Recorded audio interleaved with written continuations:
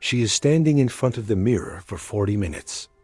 Full makeup, a brand new dress, high heels you have never seen, and they elevate her posture to a hunting stance. You, the predictable and safe harbor, ask her with a smile that barely masks your anxiety, "Where are we going?"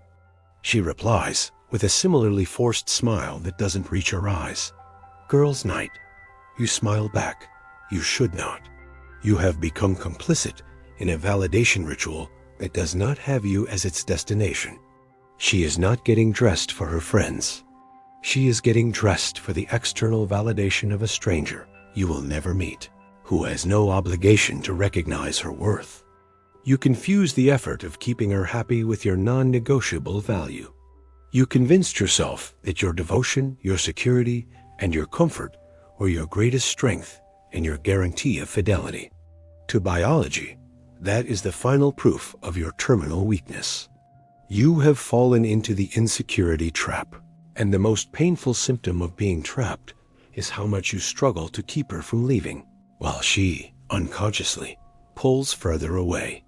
The final judgment is brutal. You are not paying the price of your mistakes. You are paying the price of your predictability. You have become a luxury item she already owns, and the human brain is programmed to ignore what is guaranteed. Your stability, your base, has become her boredom. Today, I reveal the 5 tributes you pay daily, silently, and destructively, driven by your insecurity, that guarantee your final contempt. You must understand the last tribute. It is the most fatal, the point of no return that she uses to validate her permission to leave and seek the excitement you let die. The first tribute you pay is the tribute of immediate availability. You have been indoctrinated to believe that always being there, always accessible, always ready to answer the first call, is non-negotiable loyalty. But to the feminine mind, your absolute availability is merely the proof of your lack of boundaries, purpose, and intrinsic value. Consider the case of Eric, a man 34 years old. In 3 years, Eric never allowed a single call or text from her to go unanswered immediately, no matter how busy he was at work or on a personal project. When she called, his world stopped, and he made sure she knew it. The result of this forced devotion?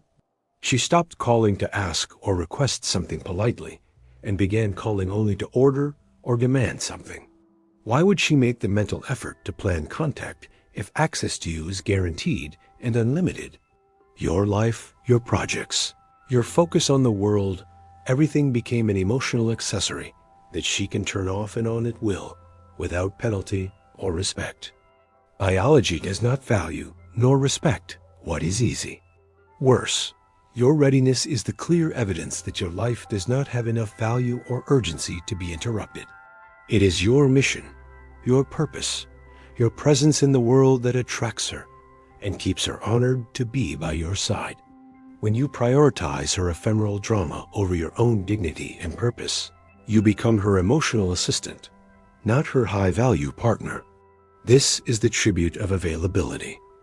You gave her the key to a safe that suddenly lost all its mystery and, consequently, all its perceived value. The second tribute is the tribute of frivolous compliment. You mistakenly assume that keeping her self-esteem high is your daily job. You compliment her on her beauty, her hair, her clothes, but you do it from a place of fear and insecurity, fearing that if you don't, the universe will send another man who will. In her 15-year marriage, Sarah's husband, a man 45 years old, complimented her at least 3 times a day. Obvious, predictable compliments, focused only on external appearance. He became, to her, a verbal mirror. What happened? His repetitive and obligatory voice turned into white noise. She stopped listening because the source was predictable and inexhaustible. When some stranger at the coffee shop gave her a compliment that was unique, focused on her intelligence, her dry humor, something he hadn't noticed in years, her brain exploded with dopamine. That 5-second compliment, coming from a non-obligated source, was worth more than 10 years of your predictable devotion. In her 40s, Her reward system is running on jet fuel, and you are offering her filter water. Your compliment doesn't count because it is obligatory. The attention of a stranger is a choice. This is the tribute of the verbal mirror. You became the predictable echo of what she already knows, and she is starving for novelty and proof that she can still generate attraction. After 40, as a woman's attraction system begins to slow down, panic sets in, forcing her to need increasingly stronger doses of validation. Your predictable comfort is not strong enough to compete with external validation. The third tribute is the tribute of excess explanation. You have a terror of conflict. And even more, you are afraid that if she misunderstands you, she will pull away or punish you with silence. So you spend an insane amount of energy defending your intentions, justifying every one of your actions, or apologizing preemptively. Imagine Jason, a man 38 years old. If he was 5 minutes late, he would send a paragraph of text explaining the cause of the traffic, the exact reason for the delay, and begging for apologies. The insecurity trap feeds on this. You are not being responsible. You are begging for approval and forgiveness. You are communicating, "I know my actions are suspect, and I need your validation for them to be forgiven and accepted."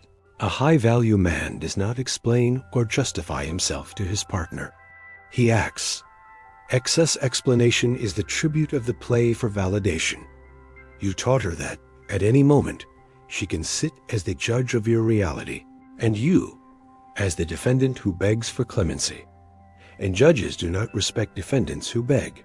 Worse, this constant need to justify projects insecurity into the future.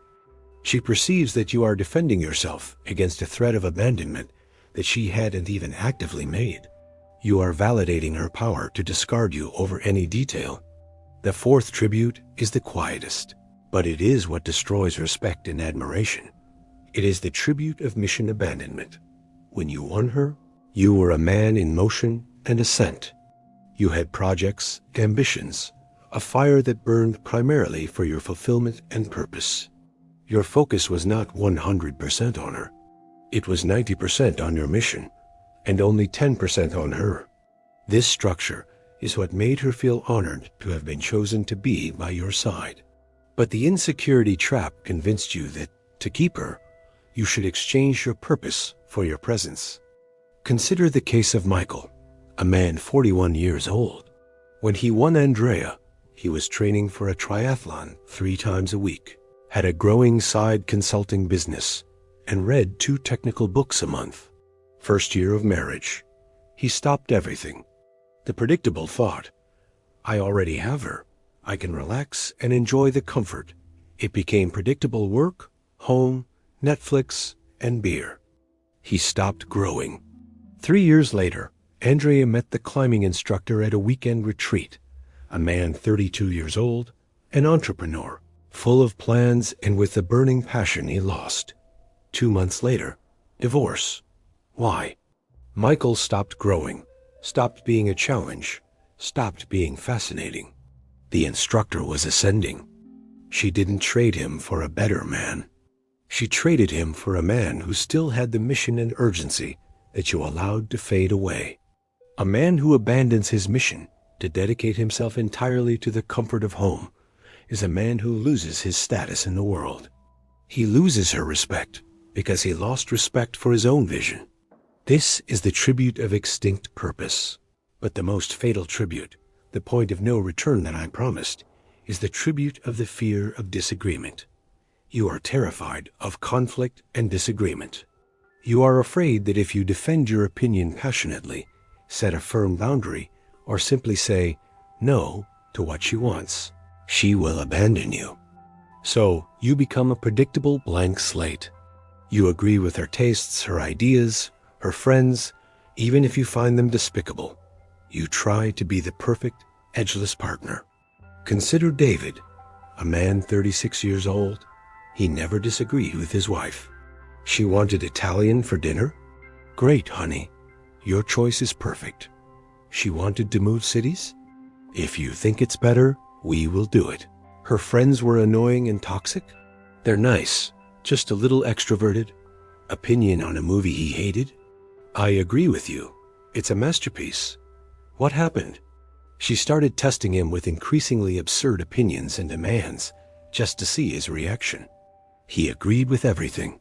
She lost all respect. The result? She had an affair with a colleague who, ironically, always disagreed with her with passion, arguments, and clear boundaries. Why? Because challenge is attraction. Agreement is the death of the soul. The brutal truth is that when you don't have a backbone to break, you have no value.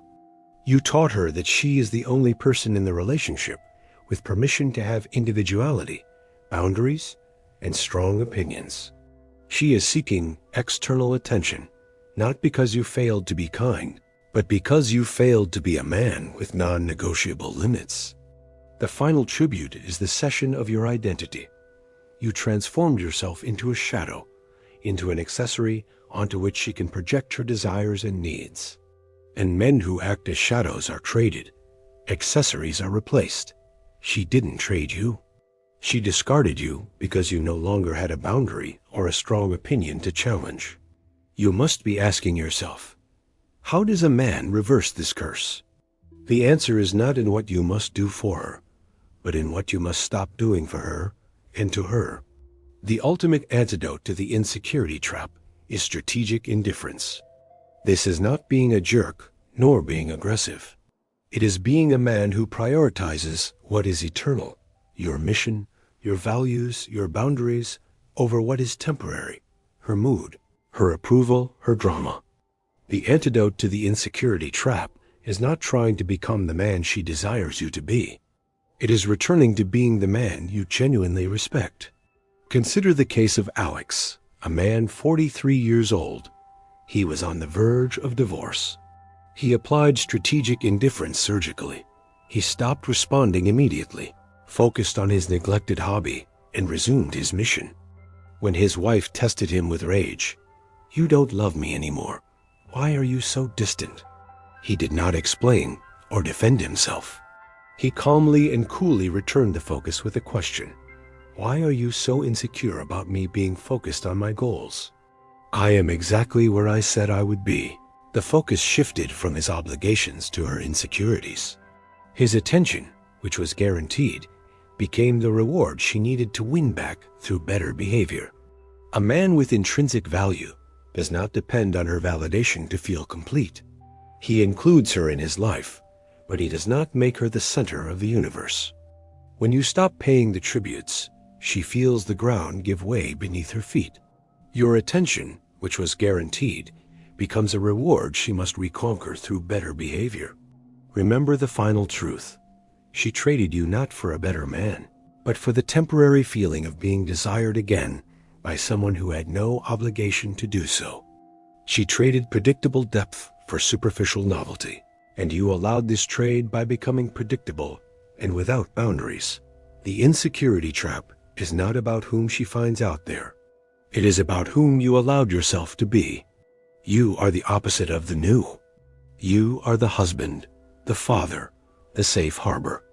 And for a woman whose identity is based on being the princess, the safe harbor is just the place where she parks before the next emotional adventure. The insecurity trap is the denial of aging.